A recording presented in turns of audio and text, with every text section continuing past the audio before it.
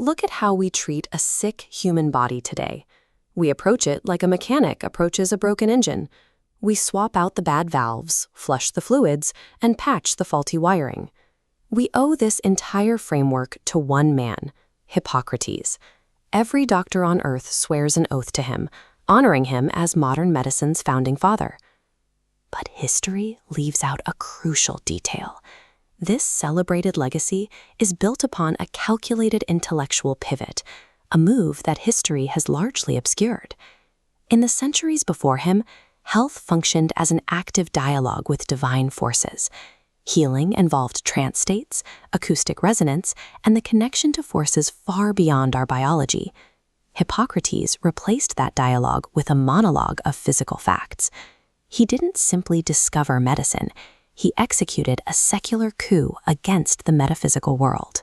By prioritizing physical matter above all else, he narrowed our historical development to a strictly material path, closing off the metaphysical potential we once took for granted. To find the exact moment this shift occurred, we have to travel back to the year 400 BC. We are at the temple of Asclepius, god of healing, on the Greek island of Kos.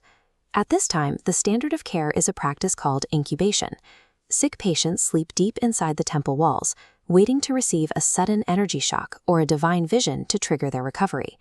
Among these patients are those suffering from epilepsy. The temple priests call this the sacred disease, believing the seizures are evidence of divine possession. Hippocrates looks at these seizing patients and makes a radical, strategic claim. He stands before the temple priests and declares that epilepsy has a natural cause. No gods, no demons, just biology. That diagnosis signaled a definitive split. It was the moment the treatment of the body began to diverge from the treatment of the spirit. This strategic power grab stripped the gods of healing power, handing it to a new monopoly, the Physicians' Guild. If disease is mechanical, the doctor becomes the engineer of life. His error was one of exclusion. In his rush to establish logic, he discarded the psyche entirely, leaving us dependent on the physical flesh.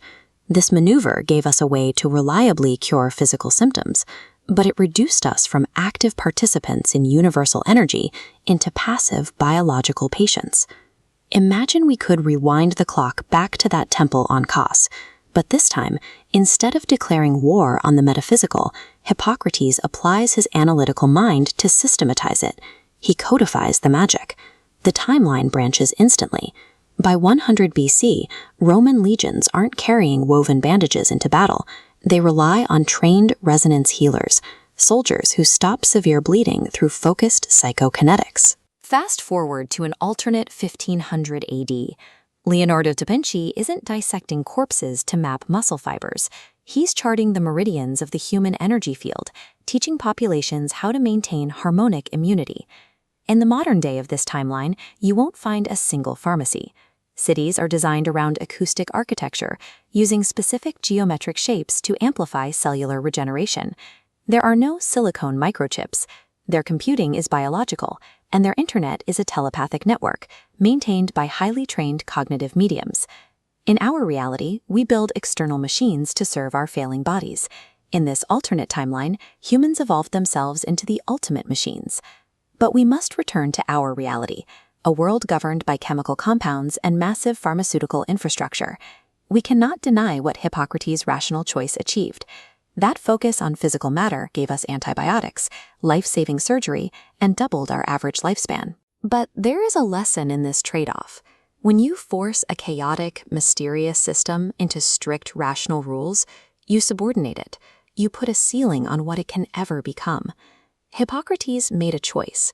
He decided it was better to be the smartest man in a room full of biological robots than to navigate the complexity of being a demigod.